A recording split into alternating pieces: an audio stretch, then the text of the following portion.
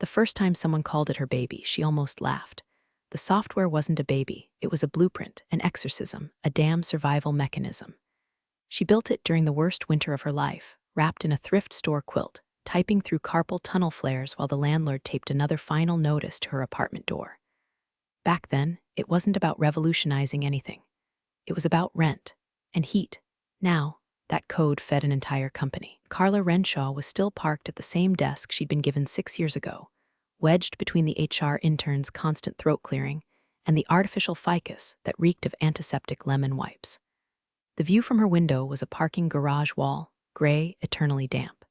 She kept a ceramic mug on her desk with the words "Trust the process" chipped on one side. That chip had been there for 4 years.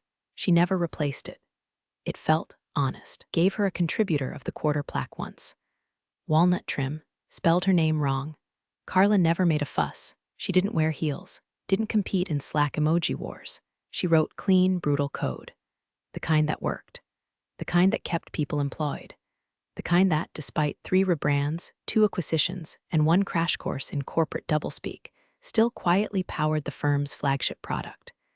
Not that anyone said her name on the investor calls. Oh no, it was Blue Helix Cloud Stack, or NextSphere AI, or whatever word salad the CMO farted out that quarter. And she let it slide.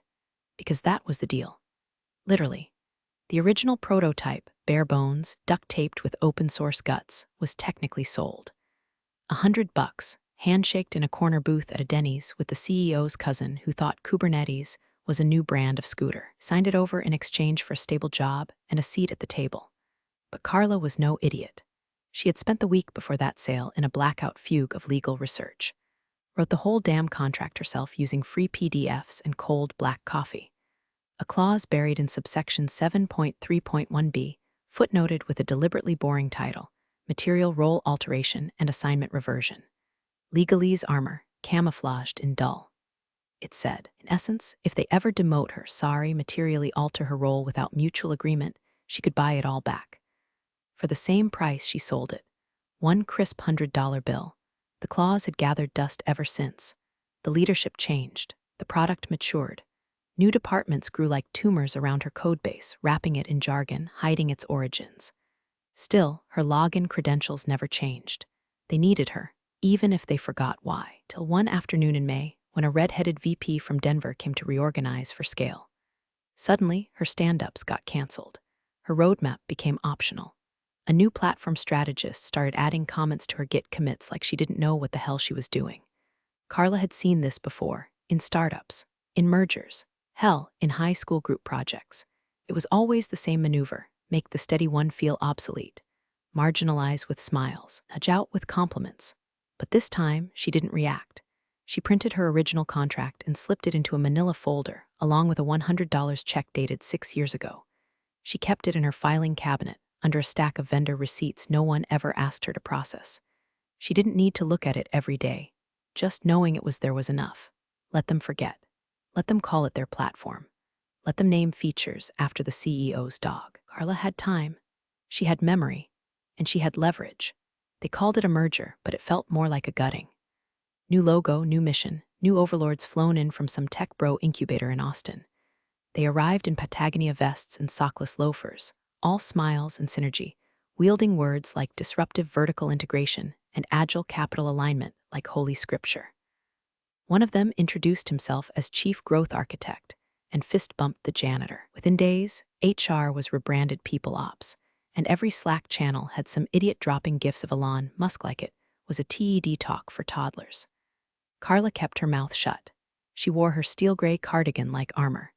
Her keyboard was still the loudest in the room, Cherry MX Blues, a little too clicky for open office harmony. Good. The first domino fell when they canceled the weekly dev sync and replaced it with a vision alignment forum. No agenda, no code. Just a 27-year-old VP named Troy droning about user-facing optimization pathways, while Carla sat with her arms crossed, calculating how many units of caffeine it would take to survive him. Troy didn't look at her once. A week later, they rolled out a new org chart. Her name was still there, Director of Product Enablement, but something was off. Her team split in 3. One half reporting to a consultant from Bain. Rest folded into Engineering Futures, which somehow had 4 directors and 0 deliverables. She emailed the COO for clarification. Got a thumbs-up emoji in reply. Then came the keynote. They booked a massive ballroom, imported a camera crew, even brought in a professional MC who once hosted a crypto awards show. The presentation was streamed live on LinkedIn, all sharp cuts and swelling music. Full 10 minutes were dedicated to the company's signature software suite, the one she had built, line by brutal line. The slides glowed with metrics. 30% YoY growth, industry disruption, AI native architecture. But not once, did anyone say her name. Instead, Troy strutted onstage and said the system emerged from a collaborative, multi-sourced innovation process led by our transformation team. He winked at the audience like a failed magician. Carla stared at the screen from the break room, surrounded by coworkers clapping politely like a hostage audience in a studio taping. Her stomach clenched, but her face, blank. She finished her coffee, rinsed the mug, and walked calmly back to her desk. That night, she poured herself a glass of Cabernet so dry it nearly cracked her tongue. Sat in her dim little kitchen, only by the oven clock and a dying bulb in the hallway, and pulled out the manila folder. Clause 7.3.1b, still there, she read it once, twice. Let the words soak in like antiseptic. If the role of the undersigned is materially altered or reassigned without express mutual agreement, she grabbed a yellow highlighter from her junk drawer, dragged the tip slow and deliberate across the sentence like it was a fuse, and smiled. Not big, not happy, but sharp, clean, like the first click of a detonator. It was a Thursday. Of course it was a Thursday. Corporate always fires their shots on Thursdays, so the dust can settle over the weekend, and nobody has to make eye contact by the Keurig on Friday. Carla's Outlook pinged at 3:17 p.m. sharp. Quick touch base HR and strategy. Quick touch base. The two least honest words in the English language. She walked into the glass-walled conference room like a woman heading to a dentist who owed her money. Inside sat Gretchen from HR, blinking like a hostage behind pastel tortoiseshell glasses, and a man she hadn't seen before. He had the permanent tan and calculated smile of someone who'd never read code but once shouted blockchain in an elevator pitch and made $5 million. Carla, he said, rising just enough to not spill his latte. I'm Hudson, so excited about where you fit in the company's new vision. Gretchen nodded with the desperation of someone who knew the guillotine's blade was her next PowerPoint slide. Hudson laid it out in polished, buzzworded strokes. Director of Digital Strategy, he beamed. Cross-functional, high-level alignment. We see you as a lighthouse guiding innovation from a thought leadership perch. Carla's face remained frozen, a Picasso of practiced professionalism. Her ears burned, but her voice, velvet, so no reports. Hudson's smile tightened. Well, not direct reports per se, more of an influence through inspiration model. No budget, agile funding pools. You'll pitch internally like a startup. And which systems will I own? Well, think of it less as owning and more as enabling. A mindset. In other words, she'd just been given a title with no team, no control, and no path back to relevance. They weren't promoting her, were boxing her in, slapping on a brass plaque, and hoping she'd leave before she noticed the oxygen was gone. She nodded once. Sounds exciting. Hudson's brows lifted like a dog hearing a can opener. You're okay with that? I've always wanted to be a lighthouse, she said. Then she smiled, a long, slow, feral grin that made Gretchen fidget with her bracelet. Afterward, she walked back to her desk, typed up her new role summary, saved it to a flash drive, and then, quietly, surgically, deleted 3 obsolete admin credentials from the back end. No one noticed. No one ever noticed the things Carla did.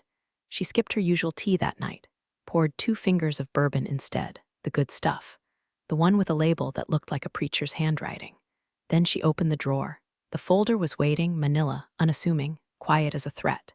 She pulled out the contract, flipped to clause 7.3.1b, and a finger down the margin where her highlights still glowed like radioactive ink. Materially altered without mutual agreement, she called Ron, her lawyer, who she hadn't spoken to in over 4 years.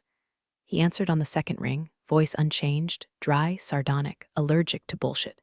You always call when bourbon's involved, he said. I just got promoted, she replied. A pause. Shit. Yeah. She faxed the contract to his private line while they stayed on the call. Listened to the mechanical wheeze of paper feeding through. Listened to her own pulse in her ears. It had the same rhythm her old code used when it looped through recursion, steady, rising, ready to break. Ron's voice cut back in. It's enforceable. You sure? I drafted it, Carla. She smirked. You reviewed it. Fine. You wrote it. I spell-checked it. Still airtight. Then let's light the fuse. He whistled low. Okay, let me dig up a checkbook. You want it to look old. Want it to look like I never forgot. Then she hung up. Sat in the dark with her bourbon, watching her reflection in the microwave door. She looked calm, and that was terrifying. The letter was printed on heavyweight bond paper, the kind law firms use when they want the words to thud into the room before the envelopes even opened. Ron didn't just draft it, he curated it. Every sentence trimmed like bonsai. No flair. No room for misinterpretation. Just cold, contractual precision. Enclosed was a cashier's check, dated 6 years back, pulled from an escrow account Carla had set up just in case. $100, payable to a company that now floated on a $50 million valuation, like a blimp made of ego and buzzwords. She triple-checked the envelope, sealed it, and wrote the address by hand in her clean, brutalist cursive. There's something intimate about destruction when it's delivered in pen. Send it certified. An said, already did, she replied. And I have the tracking number taped to my coffee mug. Ron chuckled. You scare me sometimes. Carla leaned back in her kitchen chair, the wood creaking under years of meal prep solitude, and for the first time in weeks, she let herself feel it, not rage, not fear, but that slow, coiling joy that only comes from a plan older than your enemies. By Friday, she'd filled a page in her notebook with one-word names. First was Mina, intern from 4 summers ago who used to bring in matcha and ask questions that actually mattered. She'd grown into a technical brute, now freelancing between dev contracts and hating every moment of it. They met in the back booth of a diner that smelled like fryer grease and last week's coffee. Carla laid out the pitch in 20 words or less. Mina didn't hesitate. Are you asking me to help you burn it down or build it better? Yes. Mina nodded. I'm in. Next was Ellis, a sleepy-eyed IP attorney who owed Carla for bailing him out of a version control disaster in 17. He worked out of a co-op office now, wore mismatched socks, and still called her maestro. You didn't even ask me what the product is, she said. I don't care. You've never built crap, and I assume they don't know what they gave away. They will soon. He grinned and held up his phone. I've already reserved the new domain. Also grabbed the Twitter handle, yo, and the lawsuitiscoming.com just for fun. Then came the big ask, venture capital. She didn't want a lot, not yet, just enough to signal fire. Enough to be taken seriously. Her pick was Recadam, a former DevOps engineer turned microfund goddess who believed in ugly code that did beautiful things. Carla sent a 3-line email. Ree responded in 11 minutes with a subject line that simply read, where and when? They met in a parking garage. For God's sake, level 3B. Ree smoked American spirits and kept her term sheet folded in her back pocket like a bar napkin. So, she said, exhaling smoke shaped like wolves, tell me something your old company doesn't want me to know. Carla pulled a flash drive from her coat pocket. The core system hasn't been updated in 2 years. Not structurally, not meaningfully. They've been layering integrations, API wrappers, lipstick. Ree whistled. The bones, mine. Every line. Damn, Carla smiled. I still have the build scripts. I know exactly where their tech debt lives. I know the backdoors they forgot to close. I know the patch they never pushed because the CTO was golfing when the bug report came in. Can you replicate it better? I can evolve it. Ree held out her hand. No paperwork, no bullshit, just old school trust. Let's make them bleed. By Sunday, Carla had a working team of 5. Small, quiet, ruthless. She used burner emails, built wireframes under false names, created a staging environment on a forgotten subdomain she registered 10 years ago. While the old company boasted about scaling innovation, she was in her garage, writing version 2.0 with the same keyboard she'd used for the prototype, letters faded, spacebar cracked, but still hers. The best part? They hadn't even noticed she'd stopped committing code. Not a peep. No questions. Just another cog in their lighthouse. Carla knew then what she hadn't allowed herself to admit until now. She didn't want her job back. She wanted the kingdom. The envelope hit the legal department's in tray at 9:03 a.m. on a Monday, certified, signature required. The intern who signed for it didn't even glance at the return address. He was late for a diversity workshop and figured it was just another patent troll letter, one of a dozen they got every quarter. Tossed it on a paralegal's desk where it sat under a stack of flagged contract red lines and someone's half-eaten bagel. It wasn't opened until 11:46 a.m., when Teresa from in-house legal peeled it open one-handed while trying to refill the office Keurig. She read the cover letter once, blinked, then again slower, her hand hovering above the brew button like she'd forgotten how coffee worked. A check fluttered out, neat, pristine, dated 6 years ago. He turned it over like it might explode. By 12:12 p.m., the head of corporate legal, Marco, had cleared his calendar. He paced his office in socked feet, holding the contract up like it was a cursed scroll. There were post-its stuck to the corners of every page. Yellow, red, blue, one of them simply said, "What?" "This isn't real," he muttered, pacing. "It's real," Teresa said. "We verified her signature. We pulled the contract from the archive. It's been there the whole time. But nobody saw this clause. It's buried. Footnote.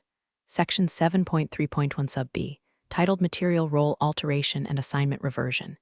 Jesus Christ, sounds like furniture assembly. Marco pinched the bridge of his nose. Who approved this? Technically, we all did. At 1:06 p.m., they sent a calendar invite, leadership stand-up urgent. Carla didn't accept it. At 1:18 p.m., Hudson, same smug VP who gave her the lighthouse speech, called her cell. She picked up on the second ring. Her voice was calm, too calm. "Carla, hey, we've got a quick sync happening now. Mind jumping in? I'm not attending," she said flat. There was a pause. Confusion sharpened Hudson's voice. "I don't follow." "For the transfer notice I filed this morning," she said, with all the joy of reading an IRS audit aloud, "I'm no longer involved with that product." Hudson sputtered. Wait, hold on, what transfer? What product?" "The software suite." Her tone didn't rise, didn't blink. "I've exercised my reversion rights under Clause 7.3.1b of our Asset Acquisition Agreement dated July 12, 6 years ago." Hudson went silent for too long. "Carla, I think there's been a miscommunication." "No," she said. "There's been a miscalculation." Click. She hung up before he could fumble another excuse, silenced her phone, locked her laptop, and leaned back in her chair with the stillness of someone who knew the next chess piece was going to fall without her lifting a finger. The first sign of panic wasn't public. It was logistical. At 2:03 p.m., someone tried to deploy a scheduled patch to the main system. They received a failure message, build script deprecated. Carla had pulled the core deployment key hours earlier. At 2:47 p.m., legal pinged DevOps for a clarification on IP architecture. No one knew how to answer. Carla had built the schema documentation, and the last update was timestamped over 700 days ago. At 3:12 p.m., the CTO called a shadow meeting with the board's technical advisor. There were whispers. A clause had been triggered. The source code, contested. Ownership, unclear. Suddenly, every compliance officer was digging through backups, desperate to prove they'd meaningfully modified the system. They hadn't, not once. The product that fueled investor decks and retention slides, it was hers again. And while they sweated through NDA reviews and retention policy loopholes, Carla sat in her apartment, drinking tea and tweaking line 642 of her new interface module. It was a small change, subtle, elegant, impossible to replicate without her notes. But that line, it sang. Boardroom smelled like a courtroom, and panic had started to sweat through the recycled air. It was Tuesday, 7:42 a.m., and every seat at the obsidian table was filled, half of them executives who hadn't bothered with callers, the other half lawyers who hadn't slept. Marco stood at the head, his tie loose and voice cracking like a weatherman predicting a hurricane after it's already made landfall. "She owns it," he said. Silence. Then the CFO, red-faced and wheezing through a Costco-sized Red Bull, snapped, "The core platform?" "Yes. Legally. It reverted under the terms of the original asset agreement from I don't care if it was signed in blood under a lunar eclipse," the COO snarled. "Fix it." Marco didn't flinch. "We can't. It's airtight. It was filed. Certified. Dated. We acknowledged receipt. There's no loophole. There's no opt-out. You promoted her without mutual agreement, and that triggered the clause." CTO slid a USB across the table like it was cursed. "We've done a code diff. 90% of the system is still her original architecture. We've added wrappers, analytics, UI fluff, but structurally, it's hers. Hell, half our microservices are nested in her original logic. And we don't have the original notes. She wrote most of them in undocumented markdown. And even if we had we still don't have Carla."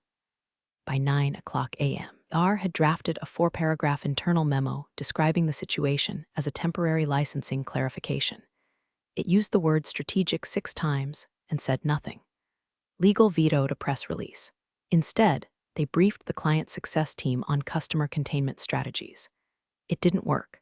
By 10:27 a.m., the company's largest enterprise client requested a formal statement of IP ownership. They didn't like clarifications, liked contracts. They threatened to withhold Q3 payment unless the matter was resolved within 2 weeks. By 11:11 a.m., another client asked if they could get a refund for their Pro license, citing ownership uncertainty. By 11:35 a.m., one of the investors sent a cold, four-word email. What the hell happened? By noon, stockholders on the private equity side were calling in favors from ex-DOJ buddies to see if any of this could be classified as intentional nondisclosure. It couldn't. The clause was real. The oversight was theirs. Carla, she was silent. Didn't tweet, didn't leak, didn't gloat. She just kept building. She had a Slack with 5 names in it. A Git repo protected like a vault. A version number that was already 2 ahead of the one they were still trying to salvage. She read the articles as they hit. Whispers of IP trouble at Prometheus Systems. Key developer absent from leadership statements. Is the software boom built on shaky ground? She didn't reply to requests for comment.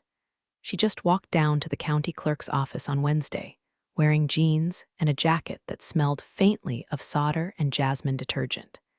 She took a number, sat in a chair between a teenager applying for a DBA called Vape Hub and a tax consultant picking up a cease and desist.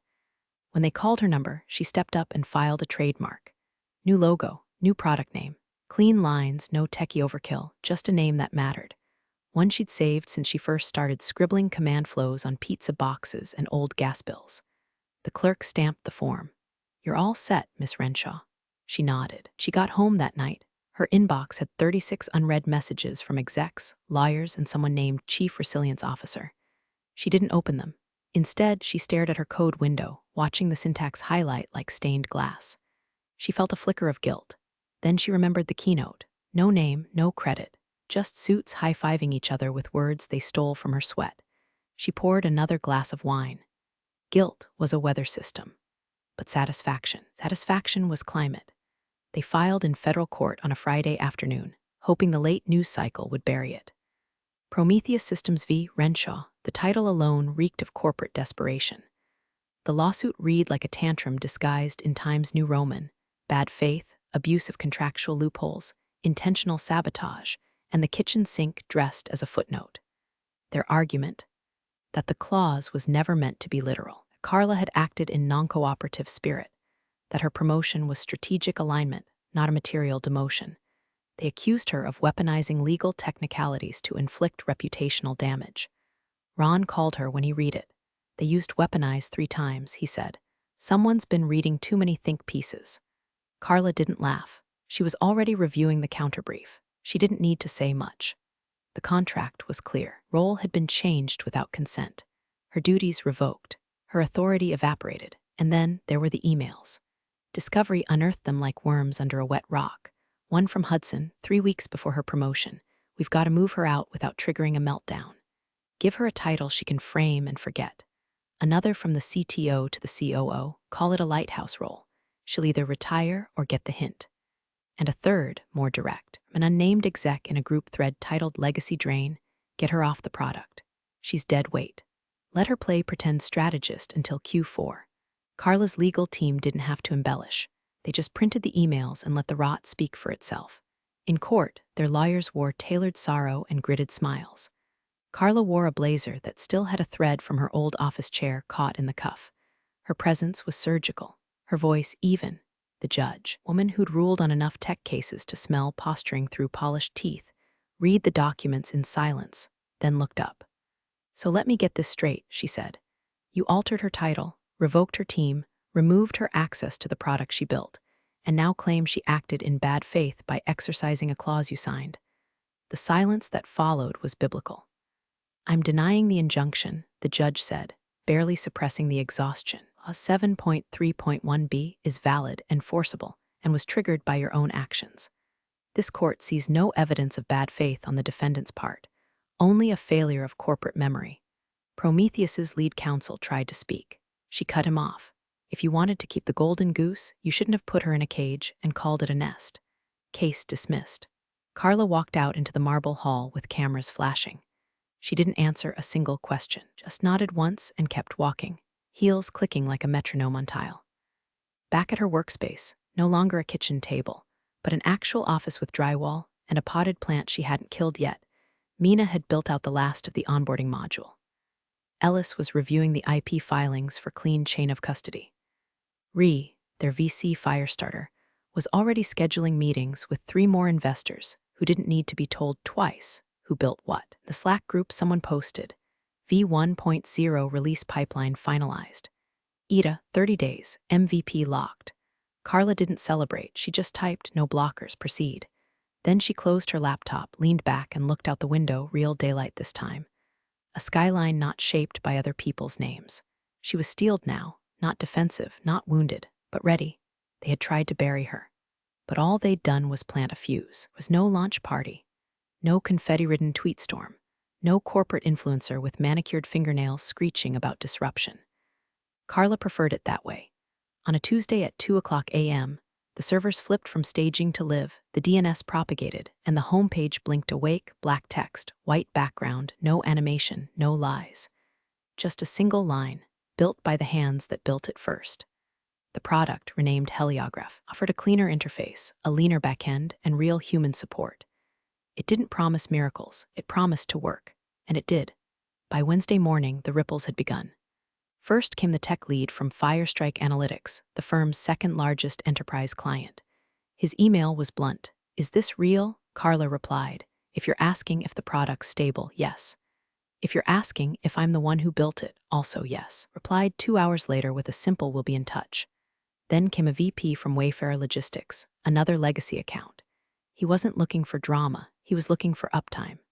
Carla sent him a sandbox login with no sales pitch, just credentials. Next came Voxel Health, then Ethicor, then a company she didn't recognize but whose CTO used to beg her for access tokens 3 years ago. They all came to her. She didn't advertise. He didn't call in favors. She let the Whisper network work its throat. Meanwhile, Prometheus's marketing team tried desperately to do damage control. They posted a glossy LinkedIn update featuring 3 white guys in fleece vests standing in front of a monitor displaying Blue Helix 4.0. The caption used the word visionary twice. Comments were turned off. At 10:42 a.m., Mina, now CTO, now legend, tweeted a single sentence from the official Heliograph account. Version 2.0 by the original team.